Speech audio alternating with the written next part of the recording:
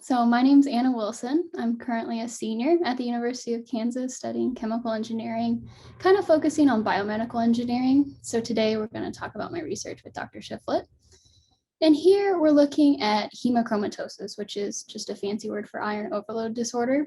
So we're looking for treatments to take up the excess iron in the digestive tract instead of using the current toxic pharmaceuticals or the therapeutic lobotomy, which is taking the iron out of your blood.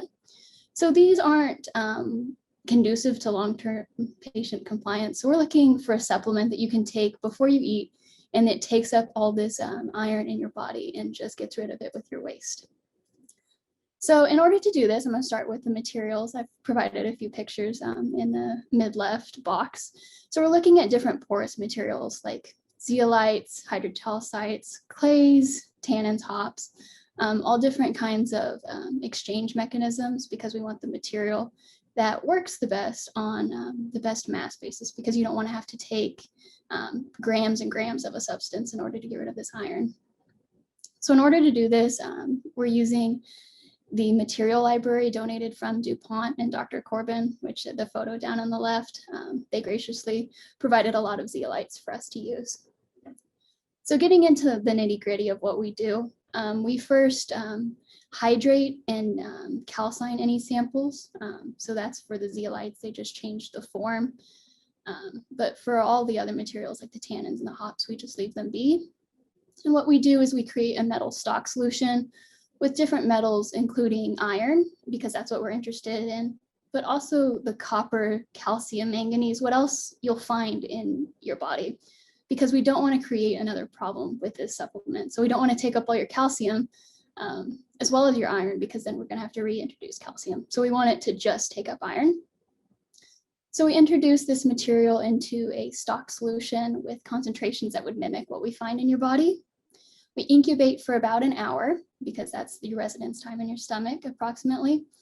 We also do it at 37 degrees Celsius at 500 RPM, so just mimicking what it would be like in the stomach.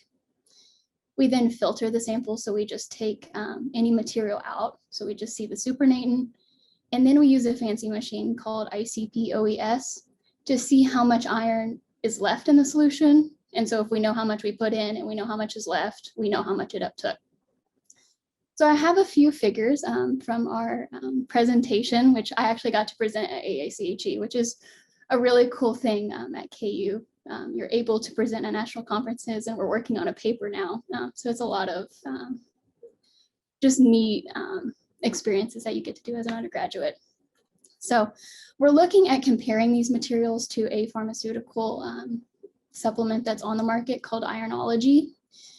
So that's the black horizontal bar that you see going across at 1 in this first figure.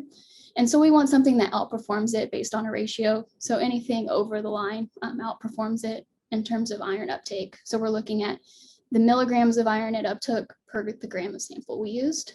And so you can see that we have tannins, hops, and zeolites that outperformed it. So then we were able to take those materials that outperformed it and look at what metals they're actually uptaking.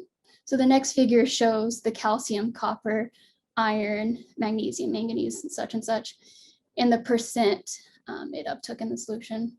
So you can see that third column is the iron. And so we saw a good uptake with iron, but in terms of the zeolite, which is the green, it uptook in almost every single category. And so that's not what we want. We want something that's selective. And so you can see that purple bar is our tannin, and that's what really uptook iron in great concentrations compared to the others.